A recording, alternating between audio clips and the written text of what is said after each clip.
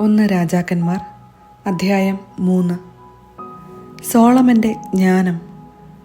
Solomon ഈജിപ്തിലെ രാജാവായ ഫറവോയുടെ മകളെ വിവാഹം ചെയ്ത് അവനുമായി ബന്ധുത്വം സ്ഥാപിച്ചു. തൻ്റെ കൊട്ടാരവും കർത്താവിൻ്റെ ആലയവും ജെറുസലേമിന് ചുറ്റുമുള്ള മതിലും പണിതീരുന്നതുവരെ സോളമൻ അവളെ ദാവീദിൻ്റെ നഗരത്തിൽ പാർപ്പിച്ചു. കർത്താവിന് ഒരാലയം അതുവരെ നിർമ്മിച്ചിരുന്നില്ല. ജനങ്ങൾ പൂജാഗിരികളിലാണ് ബലി അർപ്പിച്ചു പോന്നത്. സോളമൻ തൻ്റെ പിതാവായ ദാവീദിൻ്റെ അനുശാസനങ്ങൾ അനുസരിച്ചു. അങ്ങനെ കർത്താവിനെ സ്നേഹിച്ചു. എന്നാൽ അവൻ പൂജാഗിരികളിൽ ബലിയർപ്പിച്ച് ധൂപാർച്ചന നടത്തി.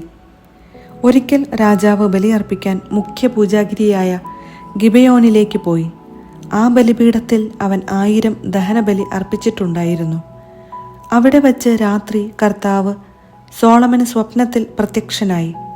ദൈവം അവനോട് അരുളി ചെയ്തു, നിനക്ക് എന്തു വേണമെന്ന് പറഞ്ഞുകൊള്ളുക. അവൻ പറഞ്ഞു, എൻ്റെ പിതാവും അങ്ങയുടെ ദാസനുമായ ദാവീദ് വിശ്വസ്തയോടും നീതിബോധത്തോടും പരമാർത്ഥ ഹൃദയത്തോടും കൂടെ അവിടുത്തെ മുൻപിൽ വ്യാപരിച്ചു. അങ്ങ് അവനോട് അതിയായ സ്നേഹം എപ്പോഴും കാണിച്ചു പോന്നു. അവിടുന്ന് ആ സ്നേഹം നിലനിർത്തുകയും അവൻ്റെ സിംഹാസനത്തിലിരിക്കാൻ ഒരു മകനെ നൽകുകയും ചെയ്തു. എൻ്റെ ദൈവമായ കർത്താവേ, ഭരണപരിചയമില്ലാത്ത ഒരു ബാലനായിരുന്നിട്ട് പോലും ഈ ദാസനെ എൻ്റെ പിതാവായ ദാവീദിൻ്റെ സ്ഥാനത്ത് രാജാവാക്കിയിരിക്കുന്നു. അങ്ങ് തിരഞ്ഞെടുത്തതും സംഖ്യാതീതവുമായ ഒരു മഹാജനത്തിൻ്റെ നടുവിലാണ് അങ്ങയുടെ ദാസൻ. ഈ മഹാജനത്തെ ഭരിക്കാൻ ആർക്ക് കഴിയും? ആകയാൽ നന്മയും തിന്മയും വിവേചിച്ചറിഞ്ഞ് അങ്ങയുടെ ജനത്തെ ഭരിക്കാൻ പോരുന്ന വിവേകം ഈ ദാസന് നൽകിയാലും. സോളമൻ്റെ ഈ അപേക്ഷ കർത്താവിന് പ്രീതികരമായി. അവിടുന്ന് അവനോട് അരുളി ചെയ്തു, നീ ദീർഘായുസോ സമ്പത്തോ ശത്രു സംഹാരമോ ആവശ്യപ്പെടാതെ നീതി നിർവഹണത്തിനു വേണ്ട വിവേകം മാത്രമാണ് ആവശ്യപ്പെട്ടത്. നിന്റെ അപേക്ഷ ഞാൻ സ്വീകരിച്ചിരിക്കുന്നു. ജ്ഞാനവും വിവേകവും ഞാൻ നിനക്ക് തരുന്നു. ഇക്കാര്യത്തിൽ നിനക്ക് തുല്യനായി ആരും ഉണ്ടായിട്ടില്ല, ഇനി ഉണ്ടാവുകയുമില്ല. മാത്രമല്ല, നീ ചോദിക്കാത്തവ കൂടി ഞാൻ നിനക്ക് തരുന്നു. നിന്റെ ജീവിതകാലം മുഴുവൻ സമ്പത്തും മഹത്വവും മറ്റൊരു രാജാവിനും ഇല്ലാത്ത വിധം നിനക്കുണ്ടായിരിക്കും.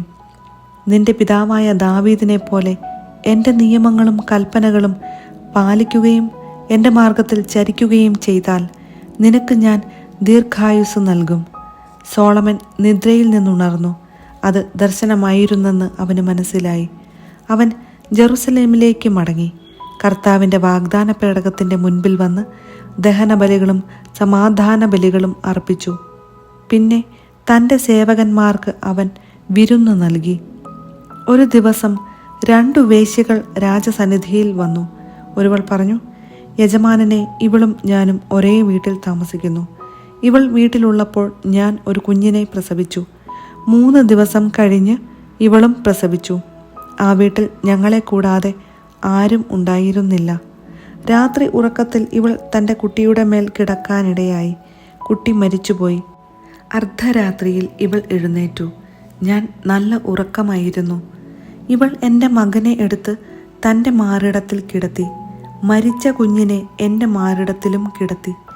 ഞാൻ രാവിലെ കുഞ്ഞിന് മുല കൊടുക്കുവാൻ എഴുന്നേറ്റപ്പോൾ കുട്ടി മരിച്ചിരിക്കുന്നതായി കണ്ടു.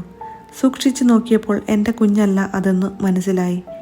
മറ്റവൾ പറഞ്ഞു, അങ്ങനെയല്ല, ജീവനുള്ള കുട്ടി എൻ്റേതാണ്, മരിച്ച കുട്ടിയാണ് നിൻ്റേത്.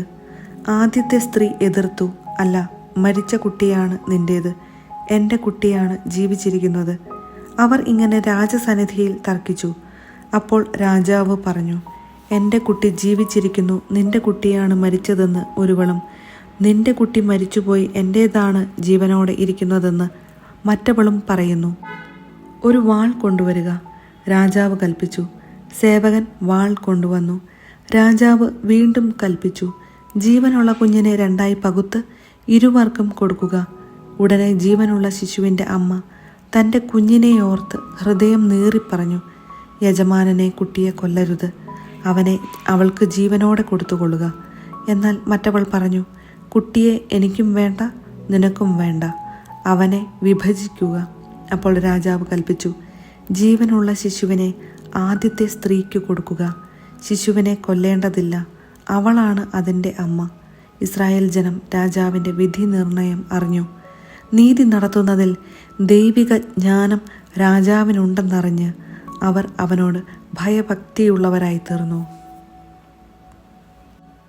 1 രാജാക്കന്മാർ അധ്യായം 4. ഭരണ സംവിധാനം. സോളമൻ ഇസ്രായേൽ മുഴുവൻ്റെയും രാജാവായിരുന്നു. അവൻ്റെ പ്രധാന സേവകന്മാർ സാദോക്കിൻ്റെ പുത്രൻ അസറിയ പുരോഹിതനും ഷീഷായുടെ പുത്രന്മാരായ ഏലിഹൊറേഫും അഹിയായും കാര്യവിചാരകന്മാരും ആയിരുന്നു. അഹിലൂദിൻ്റെ പുത്രൻ യഹോഷഫാത്ത് നടപടിയെഴുത്തുകാരനും യഹോയാദായുടെ പുത്രൻ ബനായ സൈന്യാധിപനും സാദോക്കും അബിയാഥറും പുരോഹിതന്മാരുമായിരുന്നു. നാഥാൻ്റെ പുത്രന്മാരായ അസറിയ മേൽവിചാരകനും സാബൂദ് പുരോഹിതനും രാജാവിൻ്റെ തോഴനുമായിരുന്നു. അഹിഷാർ ആയിരുന്നു കൊട്ടാര വിചാരിപ്പുകാരൻ. അടിമകളുടെ മേൽനോട്ടം അബ്ദയുടെ പുത്രൻ അദോണിറാമിന് ആയിരുന്നു. രാജാവിനും കുടുംബത്തിനും ഭക്ഷണ സാധനങ്ങൾ എത്തിച്ചു കൊടുക്കാൻ സോളമന് ഇസ്രായേലിൽ ആകെ 12 പേർ ഉണ്ടായിരുന്നു. ഓരോരുത്തർ ഓരോ മാസത്തേക്ക് വേണ്ട സാധനങ്ങൾ എത്തിച്ചു കൊടുത്തിരുന്നു. അവർ എഫ്രായിം മലനാട്ടിൽ ബൻഹൂർ, മാക്കസ്, ഷാൽബിം, ബത്ഷമെഷ്, ഏലോൻ, ബേത് ഹാനാൻ എന്നീ പ്രദേശങ്ങളിൽ ബൻദെക്കർ, അരുബ്ബോത്തിൽ ബൻഹേസെദ്, സൊക്കോയും ഹേഫർ പ്രദേശവും ഇവൻ്റെ അധീനതയിൽ ആയിരുന്നു. നഫാത്ത് ദോറിൽ ബൻ അബിനാദാബ്, സോളമൻ്റെ പുത്രി താഫാത്ത് ഇവൻ്റെ ഭാര്യയായിരുന്നു.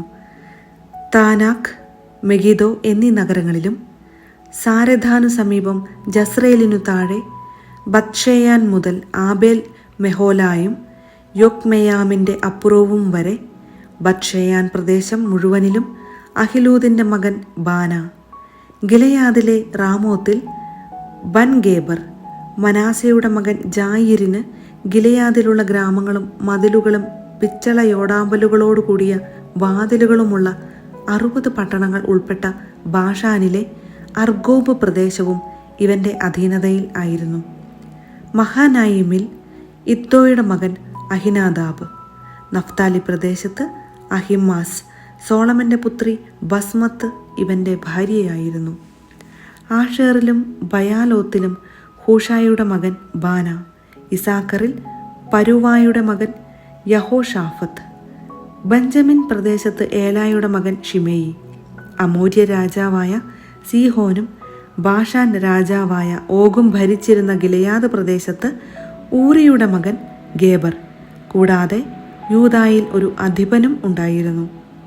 യൂദായിലെയും ഇസ്രായേലിലെയും ജനം കടൽ തീരത്തെ മണൽത്തരി പോലെ അസംഖ്യമായിരുന്നു. അവർ തിന്നും കുടിച്ചും ഉല്ലാസഭരിതരായി കഴിഞ്ഞു.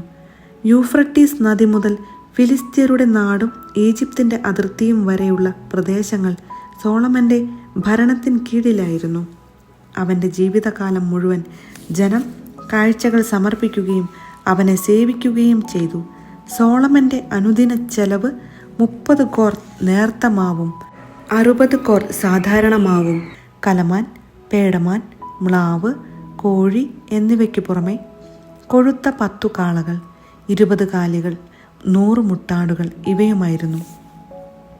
യൂഫ്രട്ടീസിനു പടിഞ്ഞാറ് തിഫ്സ മുതൽ ഗാസ വരെയുള്ള പ്രദേശങ്ങൾ സോളമൻ്റെ അധീനതയിലായിരുന്നു. യൂഫ്രട്ടീസിനു പടിഞ്ഞാറുള്ള എല്ലാ രാജാക്കന്മാരും അവനു കീഴ്പ്പെട്ടിരുന്നു. അയൽനാടുകളുമായി അവൻ സമാധാനത്തിൽ കഴിഞ്ഞു. സോളമൻ്റെ കാലം മുഴുവൻ ദാൻ മുതൽ ബേർഷെബ വരെ യൂദായിലെയും ഇസ്രായേലിലെയും ജനം മുന്തിരിയും അത്തിയും കൃഷി ചെയ്ത് സുരക്ഷിതരായി ജീവിച്ചു. സോളമന് 12,000 കുതിരപ്പടയാളികളും തേർക്കുതിരകൾക്കായി 40,000 പന്തികളുമുണ്ടായിരുന്നു. മുൻപ് പറഞ്ഞ സേവകന്മാർ ഓരോരുത്തരും നിശ്ചിത മാസത്തിൽ സോളമൻ രാജാവിനും അവനോടൊപ്പം ഭക്ഷിച്ചിരുന്നവർക്കും ആവശ്യമായ സാധനങ്ങൾ എത്തിച്ചിരുന്നു. ഒരു കുറവും വരുത്തിയില്ല. അവർ കുതിരകൾക്കും വേഗമേറിയ പടക്കുതിരകൾക്കും വേണ്ട ബാർലിയും വൈക്കോലും മുറപ്രകാരം യഥാസ്ഥാനം എത്തിച്ചു കൊടുക്കുകയും ചെയ്തിരുന്നു.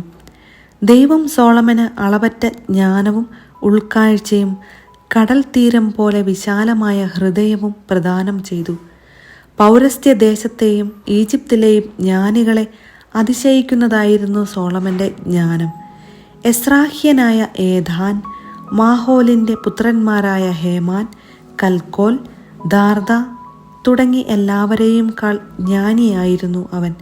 അവൻ്റെ പ്രശസ്തി ചുറ്റുമുള്ള എല്ലാ രാജ്യങ്ങളിലും വ്യാപിച്ചു. അവൻ 3000 സുഭാഷിതങ്ങളും 1005 ഗീതങ്ങളും രചിച്ചു. ലബനോനിലെ ദേവദാരു മുതൽ ചുമരിൽ മുളയ്ക്കുന്ന പായൽ വരെ എല്ലാ സസ്യങ്ങളെയും കുറിച്ച് അവൻ പ്രതിപാദിച്ചു. മൃഗങ്ങളെയും പക്ഷികളെയും ഇഴജന്തുക്കളെയും മത്സ്യങ്ങളെയും കുറിച്ച് അവൻ സംസാരിച്ചിരുന്നു. സോളമൻ്റെ ജ്ഞാനത്തെപ്പറ്റി കേട്ടിട്ടുള്ള രാജാക്കന്മാരിലും ജനതകളിലും നിന്ന് ധാരാളം പേർ അവൻ്റെ ഭാഷണം കേൾക്കാൻ എത്തിയിരുന്നു.